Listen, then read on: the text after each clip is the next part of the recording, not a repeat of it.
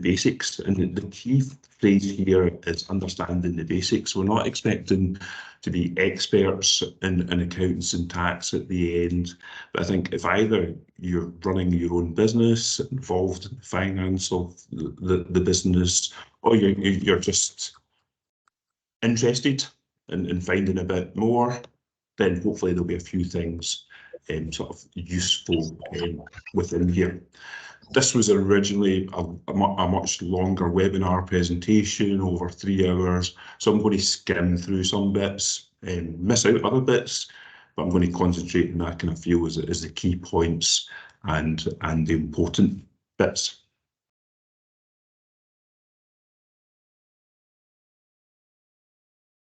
So this was the full agenda. I'm just going to pick out some bits of that. So I'm just going to ignore this just now. So this is the full thing. So I'm going to concentrate types of company, profit and loss and balance sheet, and VAT, the kind of the top ones, and company tax as well.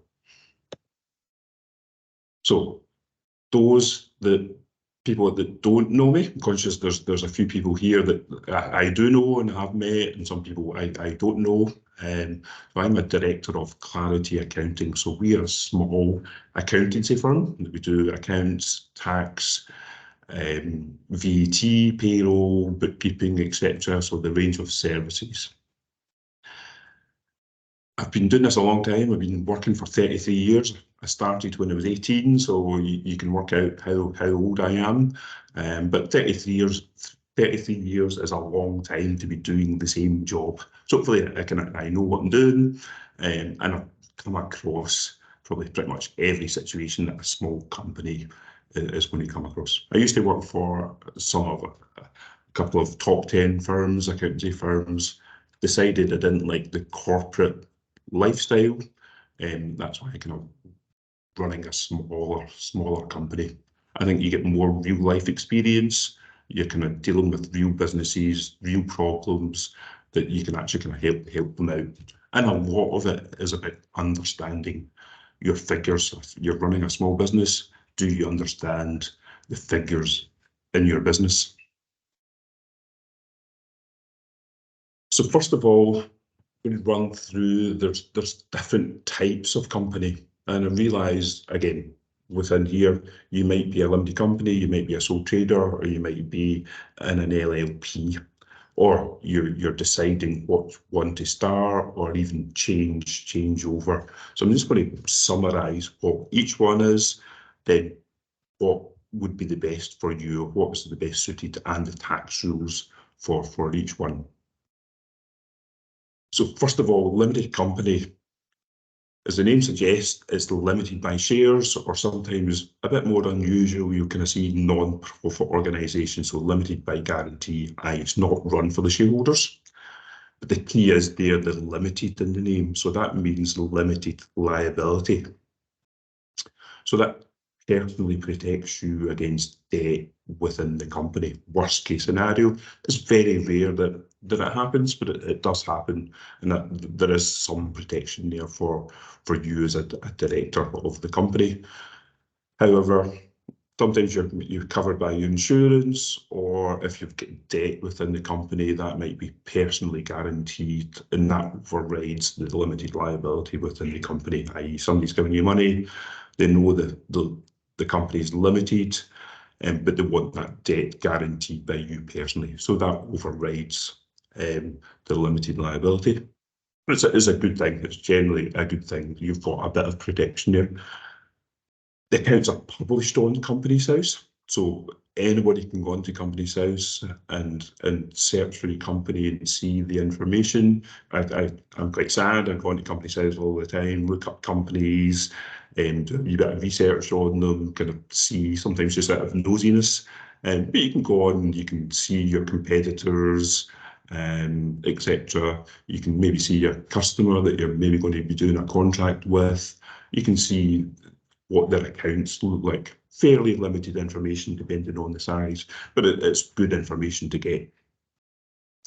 So a limited company has directors and shareholders.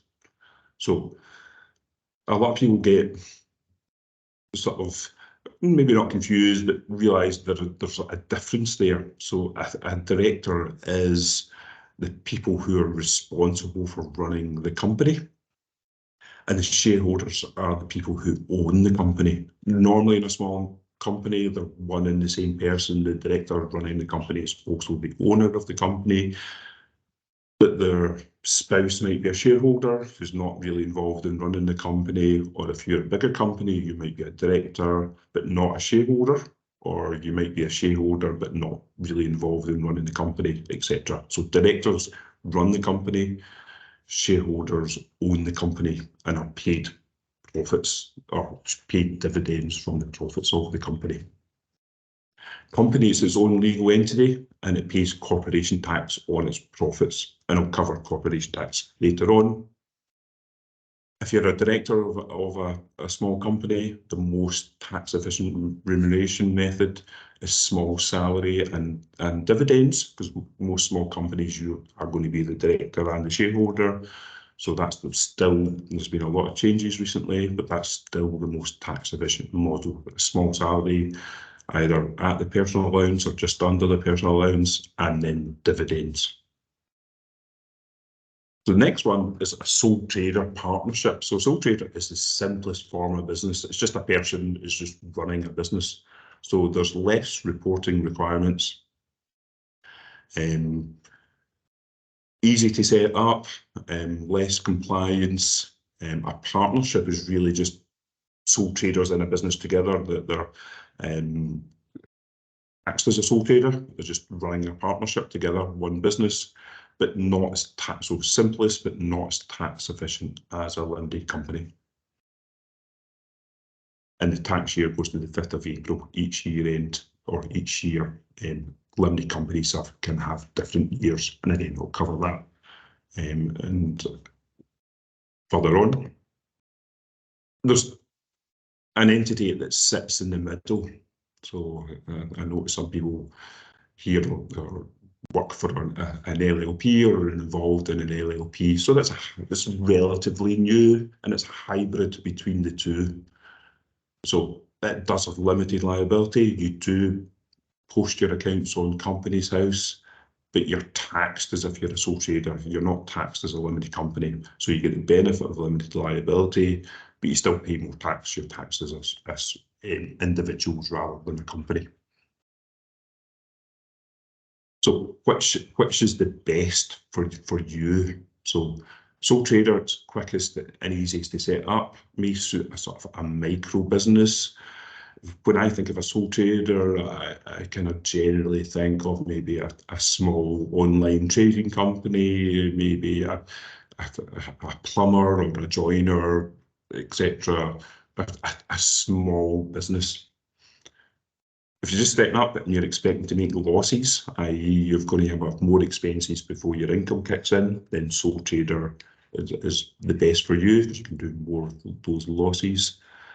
Limited company is the most common, it's what most people quote it for, because it's the most tax efficient. You also get the limited liability, and people pick it's the most tax efficient, but it's more expensive to run. There's more compliance costs. So we reckon thresholds of profits around about £30,000. If you're over that, it's probably worth becoming a limited company. If you're under that, it's probably easier just to become a sole trader. LLPs are not that common, but they're most common for professional services. So lawyers, accountants, maybe architects, property partnerships. So if you're investing in property jointly with other people, you can set up an LLP to do that. So the reason professional services and property partnerships pick LLP, they like the limited liability, i.e. I might get sued, or my property value is going to cash, etc. And I've got mortgaged there, so you like the limited liability. But there's flexibility in sharing of profits within a partnership that you don't have within a limited company. If you're a limited company and a shareholder, the sharing profits are fairly rigid. LLPs offer a bit more flexibility within that. So now I'm going to move on to one of the key areas in this webinar is profit and loss and balance sheet. So Each of the businesses are described above, sole trader, partnership, limited company, LLP, all have accounts, and within those accounts is your profit and loss in your balance sheet, and that's your key figures within that. So understanding this is key. If you've ever, I'm sure most people have either watched or seen or heard of Dragon's Den. So the Dragon's Den, the person goes to pitch and they get grilled on their figures. What's their gross profit? What's their net profit? What's in their balance sheet? And often they look sort of foolish that they don't, they're on national telly and they don't know the answers. So again, I'm not expecting people to be experts, but if you understand your numbers, you'll understand your business better, and your business will run better just by the fact of knowing your figures. So I'm going to run through an example of a profit and loss in a balance sheet. Very kind of basic, but it has sort of some salient points in there to look out for. So first of all, I want to know how much profit am I making. That's always key in a business. Are you kind of making profit? Is the business sustainable? So I've set up a business buying and selling widgets. So I think I've got a great business model here, because I can buy widgets for £100 each, and I can sell them for £400. So I've got a good source. I can buy them at low cost and sell them, make a good profit margin. I think potentially I've got a good business here. I'm going to go on Dragon's Den and I'm going to pitch for investment there. So I need to know my numbers. So first of all, I've bought 5 widgets for £100 each. I've then sold 3 of those widgets for £400 each. As I said, I'm making a good profit margin. I'm making £300 profit on each widget, but only 2 people have paid, because I'm offering people credit. So I'm giving people 30 days to pay, and 1 person hasn't paid me yet. I've paid IT costs. I needed a website so people could find me. I paid iCost, a very cheap website. It only cost me £100, but I've paid that out. And I'm due to pay sales commission. So one of the sales that I've made, somebody introduced me to them, so I'm going to pay them a commission on the sale, but I've not paid that yet. That's the last person who hasn't paid me, and I'm only going to pay once my customers paid that £50. So I've not paid that. And I thought, I really need to pay myself as well, but I'm being fairly cautious, and I've paid myself £100. I'm the director shareholder of this business. So based on those figures, what does my profit and loss look like? So this is a standard format of a profit and loss account. So basically sales less direct expenses, less overheads, less tax, less dividends. So I'll run through the figures. So I've sold 3 widgets at £400 each. So I've got sales of £1,200, nice and straightforward. So my direct costs, that's kind of often called cost of goods sold, or cost of sales, or purchases. So cost that's directly related to the sale. That sometimes might be labour costs if you're manufacturing something, or sort of directly related. So I've bought 3 widgets, and you'll notice I've bought 5, but I'm only including 3 in my profit and loss account, because I'm matching. I want to see the profit on those 3 widgets, even though I've bought 5. So I'm only including 3 widgets in my profit and loss. I've included 3 sales, even though it doesn't matter who's paid and who's not. So, but I'm including 3 sales, and even though I've paid for the 5 widgets, I'm only including 3. So that's a key point. And my cost of sales are not £500; they're only £300. So my gross profit, £900. Again, I'm making a 75% gross profit margin. I've got quite a healthy margin. So at that point, I'm then taking off my IT costs that I've paid and my sales commission. Again, I've not paid my sales commission, but I'm still including that as a cost. It doesn't matter when you pay it. So I've made a net profit before tax of £750. So at this point, I'm kind of quite happy in a business. I've got a profitable business here. I've only £1,200 worth of sales, and I've got a net profit of £750. I'm pitching this to the dragons and think I'm making lots of profit here. It's a good, viable business. So I've made a profit. I've got a tax bill. So my tax based on that profit would be at 19%. So I pay 19% of my net profit before tax of £143. So that gives me net profit after tax of £607. So what I think of that £607 is really, that's after all my costs and after my tax bill. When I mentioned you're a director shareholder, you can only pay dividends out of profits. So the maximum amount I can pay as dividends is £607. People, you can pay more if you get more cash in the bank, but it's limited. If you pay more than what you're making, then that creates problems within the company, and lots of people can do that. So it's key to know how much dividends you can pay yourself. You can't pay more than £607. However, I'm being fairly cautious here. I want to reinvest money in the company, but I still need to take something out. I need to pay my bills. So I've taken out £100. And that leaves me net profit after dividends of £507. So still a good result. £750 before tax, £507 after the tax bill and after I've paid myself. So if we then look at the balance sheet, so the other main report is the balance sheet. So this is slightly different from the profit and loss. So the profit and loss is income less expenses. The balance sheet is assets less liabilities. So assets, i.e. what money in the bank, your stock, money owed by customers. Liabilities is what you owe out. So you take your liabilities from your assets, and that gives you your net worth figure, your net assets figure.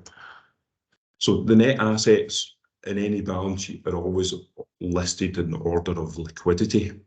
So with the most liquid at the bottom, so bank, money in the bank first, trade debtors, amounts owed by customers second, i.e. as soon as that customer pays me, that's money in the bank, and stock is usually at the top. So you need to sell that stock, then that customer then needs to pay you. So there's 2 steps before it gets turned into cash. So when I only counted 3 widgets in my profit and loss account, I still had another 2. So the other 2 sit in the balance sheet as stock, and I paid £100 for them. So I've got a stock value of £200, and they're included at cost. Trade debtors is amounts owed by customers. So one customer still to pay me. I've got £400 that's owed in. In the bank, I'm getting a little bit more worried because I've only got £100 in my bank, which is effectively the £800 of sales that I've received from the 2 customers, but I've paid out £500 for widgets. I've paid out £100 for IT costs, and I've paid myself £100. So I've made a profit of £750 before tax, but I've only got £100 in the bank. So profit doesn't always equal cash. So I've got a profitable company, but I'm actually quite cash poor. All my cash is sitting in stock and debtors. So what if that person who owes me £400 doesn't pay me? What if I can't sell that stock, or suddenly my competitor starts selling widgets for £350? That's going to devalue or affect what I can sell it from. So I'm a little bit of a precarious position. I've only got £100 in the bank, but I still owe sales commission of £50, and I still owe my tax bill of £143. So even though I'm a profitable company, I don't have money in the bank. And that's, people measure how much profit they're making. Great, I'm making lots of profits, but that doesn't always equate into cash. Most small businesses that fail, not because they're not profitable, because they run out of cash. they're owed a lot of money in, or a lot of money in stock, but they need to pay wages, they need to pay suppliers, your suppliers putting you on stock, or whatever. So cash is the key. So it's measuring both. People are very good at measuring profit, but not so good at measuring cash. So when I look at my balance sheet in total, my total assets are £700. My total liabilities, what I owe out, is £193. So that leaves me with a net worth of £507. So by a balance sheet balances, what that balances back to is your profits, your profits of £507 after tax, after dividends. So effectively, your assets less your liabilities equals your profits. And that's double entry bookkeeping. That's the technical bit of why that balances, but the two are interconnected. The more profit you make, something will change on your balance sheet, but that's not always necessarily cash. It might be going to debtors or stock. So if you can understand that concept, then you'll understand your business better, how much profit you're making, because you need to make a profit, and how you then measure cash. So would you invest in my business if you were a dragon? If you were Peter Jones or Stephen Bartlett, would you invest in my business? I'm making profits, but I don't have any money. Now, potentially, because I need, if you gave me £10,000 for 20% of my company, what would I do? I'd go out and buy more widgets and sell those to make more profits to turn that into cash. So maybe, potentially, even though I've got no money. So this company maybe requires investment or funding to purchase more widgets. Just now, I've only got £100. I could only buy one more widget before that person paid me, or I sold the stock.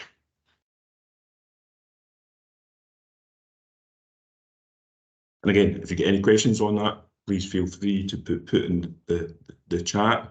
As I said, a simple profit and loss and balance sheet, but there's a few key points in there.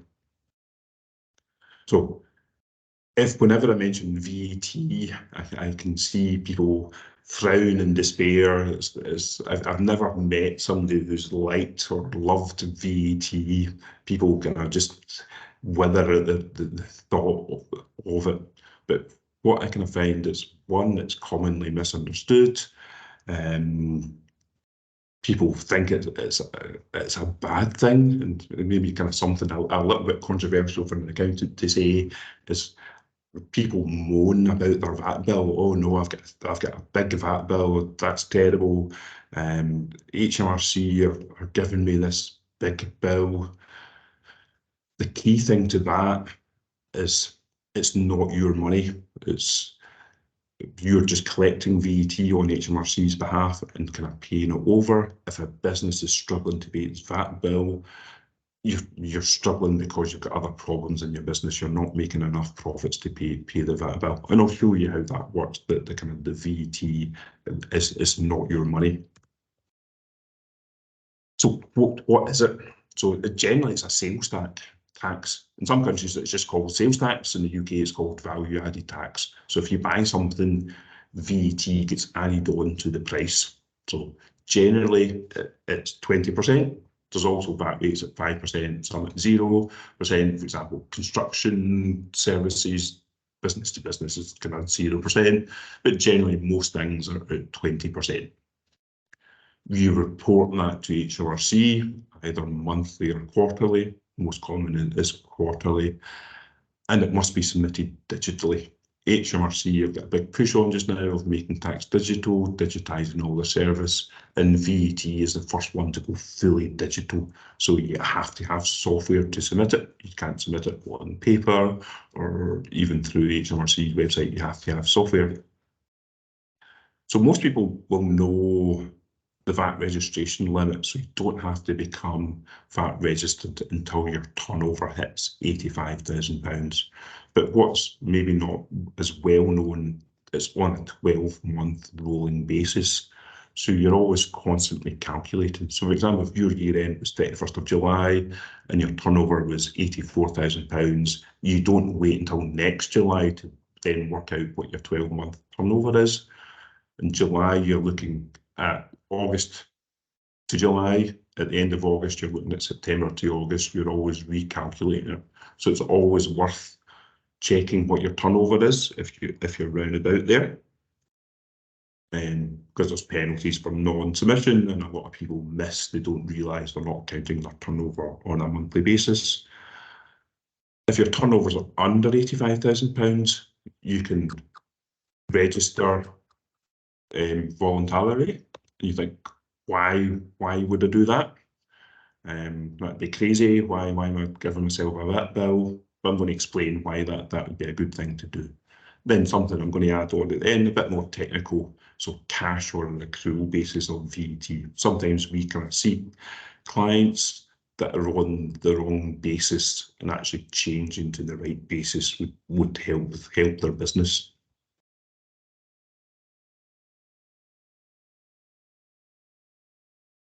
So I'm going to use the example of my widget business.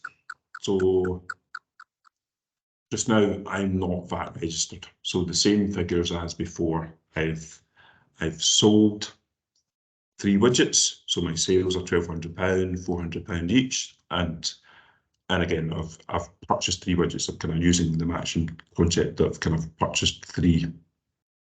So my gross profit, paying my profit loss before, is £900, and I'm not VAT registered. But so my sales are under £85,000. I don't have to VAT register, but what if I did? So what would be the impact on my profit margin if I became VAT registered? So you can see the calculation looks a little bit different. So my sales are still £1,200 net of VAT, but what I'm actually charging my customer is an extra 20%. So an extra £240 in total, and I'm physically getting paid £1,440. So when I made the point of I don't have a VAT bill, that £240 I'm getting extra is not my money, it's HMRC's money. I'm only going to count the £1,200 that I've received net as my money, even though I've received £1,440. So the customer's paying me more. So the customer who's bought a widget from me at £400 is now paying £480. But if they're a VAT registered business, then they can reclaim that VAT. So the cost to them is only £400. So they don't mind paying the extra £80 because the net cost to them is only £400. So I bought 3 widgets, but I can then, because I've bought that and they've got VAT on them, I can then reclaim the VAT on my purchases. So my cost of sales before not being VAT registered was £300. Now it's only £250. So all of a sudden, by not doing anything other than becoming VAT registered on those 3 widgets, I've made a profit of £950. Sorry, compared to being not VAT registered, £900. So I've made £50 more profit just by being VAT registered. And that's why in 3 widgets, the more I sell, the more profit I make being VAT registered. So the key to VAT registration is not about the turnover, not about your VAT threshold of £85,000, it's who your customers are. So all my customers are VAT registered businesses. So from day one, I'm going to become VAT registered. It's in my interest to do so. It's going to make me more profit by becoming VAT registered. If your customers are not VAT registered business, you're selling to the public or just non-VAT registered businesses, then you need to decide actually that they can't reclaim that 20%. It's just an extra cost to them. And sometimes you get a mix of customers. You get a mix of commercial customers, you get a mix of domestic customers, and that's a judgment call to then make. If I became VAT registered, my domestic customers would be fine.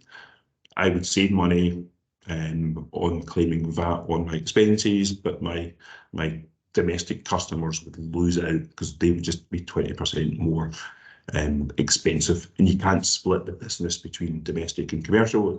If you're doing the same thing, it has to be the one business. So that's a decision to make. But sometimes you make that decision early rather than waiting until you hit the £85,000 turnover limit when you have to make that decision. Because sometimes you maybe increase your prices by 10% instead of 20% for your domestic customers, or take the hit because you're then getting some back. So there's a calculation there.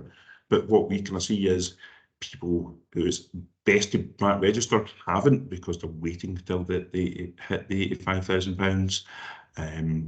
So they register too late just because they think it's a bill, they think it's a compliance issue, and they need to do a VAT return. But VAT returns are so easy to do, they're worth doing to generate the extra profit.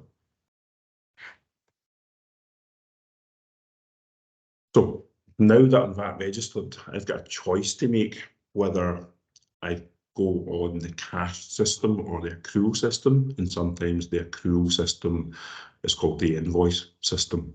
So kind of the basis here, cash, you account for the VAT when you've been paid and when you pay. The invoice or accrual system, you account on the date of the invoice. So it's picking the right one for you. If your turnover is above 1.6 million, which is fairly high, you have to go on the accrual basis. You've got no option. So I'm kind of deciding, should I go on the cash basis or on the invoice basis? So I'm sending invoices to customers and they're paying me later. So at this point, only 2 people have paid me. So on the cash system, I'm only going to pay VAT of £160. If I was on the accrual system, I would have to pay VAT on £240, or my VAT bill would be £240. The purchases I've paid the 5, so it's not the 3, so I've paid the 5 in both, so that remains the same. So under the cash system, I'm paying £80 less VAT. So I'm not getting out of that bill. When that customer pays me, I then pay that £80 VAT, but I'd rather pay £77 just now rather than £157 just now. So I can then use that money to go and buy more stock, etc. So I would be best on the cash system. So the most common thing we can see, people default to the cash system, but it might not be the best one for you. So if you're, for example, online retail or bricks and mortar retail, you're not issuing invoices, your sales are at the point of sale, you're better on the accrual system, because you can claim VAT on your purchases before you physically pay for them. So the reverse flips around, and that kind of works. So it's kind of, or if you get 0 rated sales, if, for example, if you're in the construction industry, all your sales are 0 rated, or you're selling food, their takeaway, all your sales are 0 rated, you're better on the accrual system rather than the cash system. So in kind of summary for VAT is, if you get business to business sales, it's usually better to register even if you don't need to. If you're offering payments terms to customers, then it's better on the cash basis, i.e. you're giving people time to pay. And it's about cash flow. When people will say, I don't have the money for my VAT bill, you can get loans to pay your VAT bill, etc., or you get time to pay with the HMRC. If you're in the discipline of it's not your money and you're putting that money away, then the VAT bill's never a problem, because you're just passing that on. And you're reclaiming some of your VAT on your expenses. So if you're putting away that £240, you're paying less. So cash, again, tying back to the profit and loss account and the balance sheet, where cash is key, you're managing your cash, that you're putting money away for your VAT bill. So the next thing I'm going to cover is corporation tax and a little bit on personal tax. So remember, the company is its own entity and it pays corporation tax. So that's the name for effectively the company tax. And the rate changed recently. So the rate changed in April 23. Before, it was a flat rate, 19%.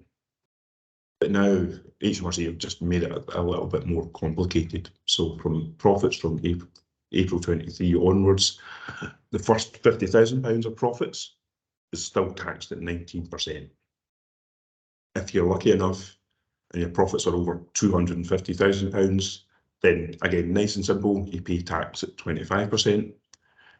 If your profits are between £50,000 and £250,000, you pay somewhere in the middle. So if you're halfway between 50 and 250, then you'd pay tax at 22%. It's on the sliding scale. So effectively, what that means, profits between £50,000 and £250,000 are taxed at 26.5%. So that's higher than the 25, the higher rate of 25%. That's really to accelerate the profits up from 19 to 25. So it has to be above 25 to get the 19 up to 25. So in my example, I've made £750 profits. That's obviously under £50,000. So my tax bill would be 19%, so £143. So again, cash is key. The company tax bill is due 9 months and 1 day after the company year end. And remember, company year end can change. It's not always the 5th of April. For example, if my year end was December 2022, then my tax bill would be due 1st of October 23. But December 2022 is 12 months. So if I've been making profit since January 2022, I'm not physically paying the tax on that until 1st of October 2023. So that's almost 22 months later after I've made the money that I'm paying my tax on it. So again, cash flow is key. Recurring theme here of kind of having money to pay your tax bill. So we can advise a lot of clients, this is your tax bill, and it might be a December year end, and we're finalising their account, say February, March, and say your tax bill, say £20,000, and they say that's fine, I've got time to save up for it. So at that point, I've got sort of a little alarm bells are kind of going to then say, well, we're already after your year end. You're then going to save up for it. You don't have to pay it until 1st of October. You're then going to save up for it to pay it 9 months after your year end. So these people are going to have a big problem in a couple of years. So one, you're always paying in arrears. So if your company stops, you've still got another year's tax to pay. But in 2026, the tax payment system is changing. It's going from annual payment 9 months after the year end to quarterly payments. So if I'm saving for my tax 9 months after the year end, 2026, I've got a big problem. Because in that year, I'm paying last year's tax and I'm paying 3/4 of the current year tax. So I'm almost kind of doubling up on the tax payments. So even though it sounds a long way away, I'd better start planning now for that. So my tax bill at the end of December, in theory, I should have that money put away at the end of December, even though it's not due until the 1st of October. And I realise I'm kind of saying all this, that's real life is different, where the business is struggling, you need that money to pay wages or suppliers. And I realise that's kind of difficult, but you want to get into that kind of mindset to be putting money away, or if you're using the money for your tax, that you know how much you've used and how much you then need to replace. So again, key, we kind of see businesses get to the 1st of October, maybe not have their money, go into time to pay, arrange with the HMRC, but that's just a slippery slope. They're then using the following year's money for their tax bill. And when they get to next year, they're in the same problem. So slight difference between your taxable profit and your accounting profit. So I've made an accounting profit of £750. So there's some things that are not allowable for tax relief. For example, HMRC don't like people enjoying themselves. So entertaining costs, even though it's a legitimate business expense, you're not allowed to get tax relief on that. For example, if I made £750 profit, I'm a St Mirren fan, so I book a table at St Mirren and I take clients there, and it cost me £500. So my accounting profit's now down at £250, but my taxable profit is still £750. But it was worth it. St Mirren are nearly top of the league just now, so it was worth the £500 to go and see St Mirren win there, even though I'm not getting the tax relief on it. And also the difference between accounting profit and taxable profit is when you buy assets. Assets can be cars, plant and machinery, computer equipment, etc. So you get allowances on the full price on when you buy an asset. And that's sometimes important when your accounting year is coming up. So you get the tax relief when you purchase the asset. So if your year end is coming up to 31st of August, if you buy the asset before the 31st of August, then you get the tax relief on that. If you buy after, you still get the tax relief. It's next year. You always kind of see accountants kind of say, if you're coming up to the year end, if you're going to buy something, buy it before your year end to accelerate the tax relief on it. You shouldn't go out and buy. People often say, what should I buy to reduce my tax bill? You still have to buy it. So it's still costing you money. So don't buy stuff that you don't need. Still have to kind of buy it. So obviously with the corporation tax going up quite significantly, so 19 up to 25, quite a big increase, and even in the marginal rate, if you're over £50,000, you're getting taxed on your profits at 26.5%. So again, a lot of people asking, what do I do? What do I do to mitigate this?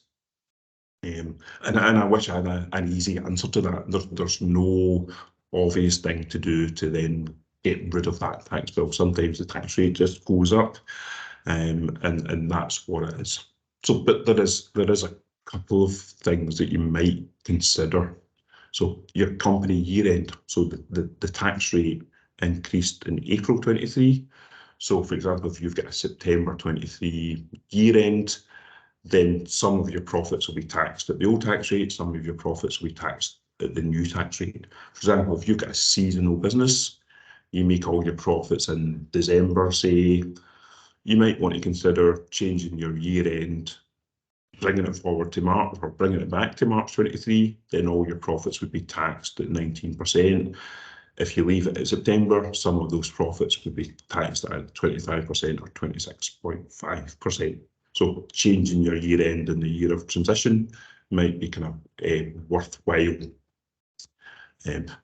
What the downside of that is the tax is due 9 months after the end of the year. You're accelerating the tax payment date, so you're bringing forward the tax payment date, even though it might be a lower rate. I mentioned buying assets. That's good at getting tax relief. You get the tax relief on the cost of the asset. So even if you might be buying that asset on hire purchase, you might not be paying out all the money. So even though it's passed, there was a lot of publicity around the super deduction on buying assets, where you're buying, you got 130% allowances on it, but you had to buy it before the 31st of March 2023.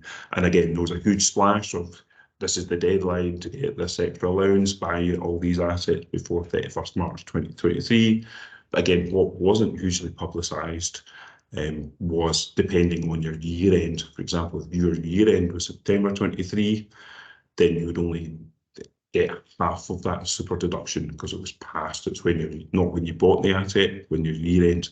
So if you've bought a lot of assets in March 23 and your year end is after March 23, it might be worth asking the question, should I change my year end? In theory, if your year end, if you took it to the furthest out, was February 24, you'd only get 1/12 of those extra allowances. The last thing on saving corporation tax, again, what a lot of people are doing is buying electric cars through the company. So I'm an accountant. I've got 2 electric cars in the kind of company, because you get good tax allowances on it. Again, there's no point buying an electric car unless you actually were going to buy it anyway, and if it doesn't suit your lifestyle, i.e. you're travelling beyond the charging range, then that's just not going to work from not a tax point of view. But effectively, you get 100% allowances on the tax. So if I've made a £50,000 tax bill and I've bought a Tesla at £45,000, my taxable profits have reduced from £50,000 down to £5,000. So quite a big difference, especially if I've then only just paid hire purchase or just the deposit on it. So that can make quite a big difference to your tax bill. But what again is commonly missed is when you trade in the car. So often if you've ever done it, you go to a garage, they'll kind of tell you, yes, you get 100% tax relief on the car, it's worth doing. But what they don't always mention, when you trade in the car, you have to pay the tax back. So if I've claimed £45,000 of tax relief on the car, if I trade it in and say 2 years' time, it's worth £25,000, I pay the tax back on the £25,000. So suddenly it's not so good, because you've got a potential tax charge kind of in the future. At that point, if you're trading it in and buying another electric car, then you're getting the allowances on that electric car, and then you're still saving. But if you're changing from a client recently who was going to trade in their electric car and didn't like it, didn't suit them, and going to buy just a normal car, then it wasn't worthwhile doing because they're triggering a big tax charge, and they decided just to not do it. The other downside is you pay a benefit in kind on electric cars. That's very low. It's probably depending on the price of the car. There's a tax leak maybe of a couple of £100 a year, but if you're saving £10,000 corporation tax on a £50,000 car, then that's worth doing. The final thing on corporation tax is pension contributions. So if you're a director of a company, the company can make a pension contribution into your pension pot. And again, it's deductible for corporation tax, so it reduces your corporation tax bill. It's got to be fully and exclusively for the business, i.e. it would be part of your remuneration package. For example, if I've made £60,000 profits, the first £50,000 would be taxed at 19%, and the last £10,000 would be taxed at the marginal rate of 26.5%. So if I made a pension contribution of £10,000, the money is still going to be, it's in my pension scheme, but I'm effectively saving 26.5% on that pension contribution. So even if it's under, you're still saving 19%. But I think with the change in the tax rate, if you're then going into the marginal tax rate at a higher rate, if you're making a pension contribution, then that's kind of really worth saving corporation tax. Okay, there's a whole different side of whether the pension contribution is worthwhile and how that kind of works from a personal point of view, but from a company tax point of view, that's kind of worth doing. And the limits are fairly high. The limits increase from £40,000 to £60,000, and you can go back 40 years as well if you've got any unused allowances. Apart from that, there's not really much we can do to mitigate the tax increases. So it's really consider changing your year end. Watch if you've bought any assets at the end of March. Electric car, buying assets if you need them, or pension contributions. So the last thing I was going to cover was just very quickly personal tax and how that differs from the company year end. So the personal tax year end always goes to the 5th of April each year, with the tax due on 31st of January. So again, 9 months after the year end. So again, same with the company tax. We also make a payment, an interim payment, each July. So again, like company tax, that's changing from 2026 to quarterly payments. So the same applies on cash flow. But actually, it's only for sole traders with turnover over £50,000, and that's going to drop down from £50,000 to £30,000 in 2027. So that's going to affect probably very few people, because at the very start, when I said if you're a sole trader, if you're turning over £50,000, you probably should become a limited company. So there's not many people that's going to affect. And again, even though I'm kind of saying this is coming in 2026, it was meant to come in 2023, then get delayed, then delayed again. So it wouldn't be a huge surprise if it get delayed again, but it's always good to do it. It is going to come, and whether it's 2026 or later, it is going to come. Personal tax rates, again, the company pays tax at 19%, then potentially up to 25%. Staying in Scotland, those are obviously banded, 19, 20, 21, 41%. The higher rate band kicks in at £43,000 instead of if you live in England or taking dividends from a company, that kicks in at £50,000. And national insurance, you pay self-employed national insurance at 9% and 2%. So that's where the company savings effectively coming in. So you're probably paying tax at 20% on average, national insurance at 9%. Limited company, you're paying 19% corporation tax, then kind of 8.75% in dividends. So there's a couple of percent savings. So the more money you make through a limited company, the less tax you pay.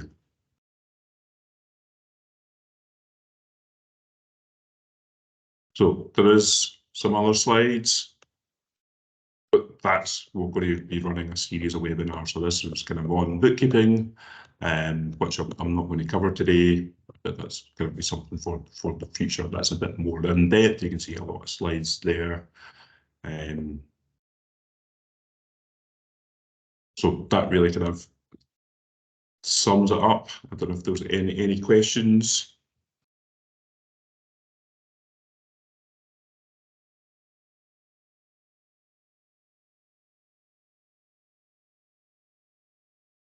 I'm not sure, Katie's on mute. She usually tells me if there's any questions. No, I think everybody's just been listening. There's no questions so far. Stunned silence. If anyone does have questions and don't want to say, please feel free to put them in the chat and I'll ask them.